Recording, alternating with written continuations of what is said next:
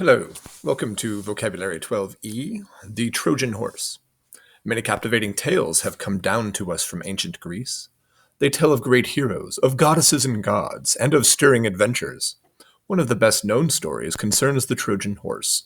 It began when Helen, wife of the Greek king Menelaus, was kidnapped and taken to the city of Troy. The Greeks assembled a mighty fleet and sailed across the Aegean Sea in pursuit. After landing their army near Troy, they began laying siege to the city, the home of the Trojans.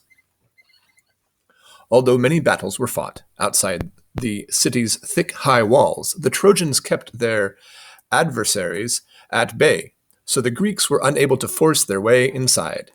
The war dragged on for 10 long years. Then one day the Trojan sentinels saw the Greeks sail away. Further investigation revealed that the Greeks had abandoned their camp. The delighted Trojans at once declared the war over and themselves victorious. One thing baffled them, though. The Greeks had left behind an enormous wooden horse. What was it for?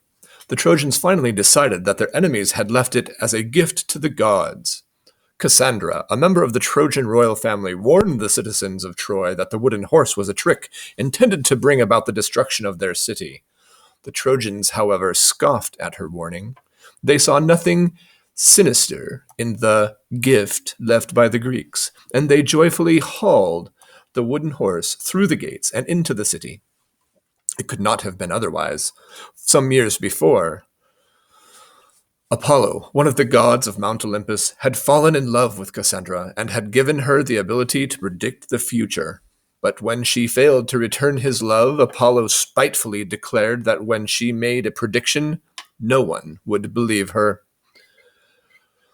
The people of Troy rejoiced far into the night. They were too busy enjoying themselves to pay close attention to the colossal wooden horse in their midst.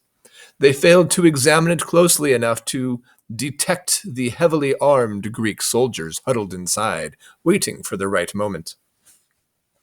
At last, the celebrations came to an end as the Trojans grew sleepy and one by one began to slumber.